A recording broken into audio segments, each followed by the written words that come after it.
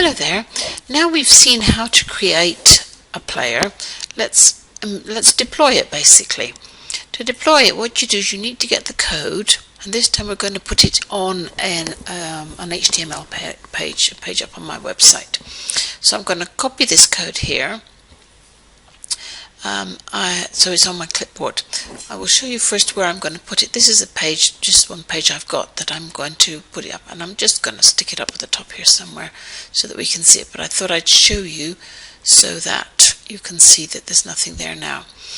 To do it, I'm using my cPanel, because then I don't have to keep uploading it via FTP or something like that. So I'm going to go into File Manager, find my file, and here's my file, and I'm going to click on,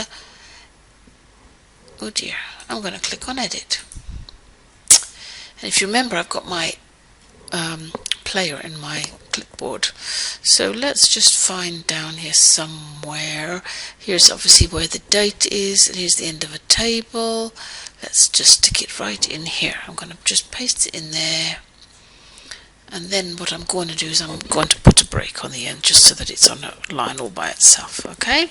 And then all I have to do is click Save. Then we go back to my page and I refresh it, which is just out of your screen. And as you'll see, here's my video. Alright, and we had it on autoplay. We've got it, but we've got the controls showing. So there's the video, okay? Let's just stop it there. So that's it on the page. Now the nice thing is that I can go back into my Monkey Playr and I can, for example, edit it. And let's say we decide we want the autoplay on, but I don't want to show the controls, so I'm going to turn them off.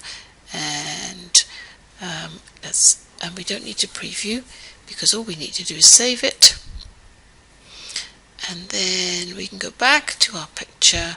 And if we refresh this again, you will see that now I haven't got the controls here, and it plays automatically. So all the changes, once you've placed your player somewhere, oh, I better stop that one or I'll keep playing music. Once you've placed your player somewhere, you only have to make your changes in your dashboard, and it will happen everywhere else. Now, what did we have on here? Let's have enable watermark. Where was my watermark? Here we are. Let's put the watermark in. We'll just send it to Google.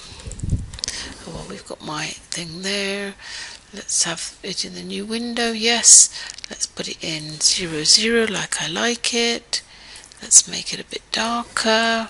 Obviously, if you have it at 0%, you wouldn't see it at all. So we've done my changes. We're going to click Save. And we then go back to the video, do a refresh. And there we go. See, here's the watermark with the link to Google in a fresh page, the link I sent it to. There we go. Alright, so that is how you put it in an HTML page.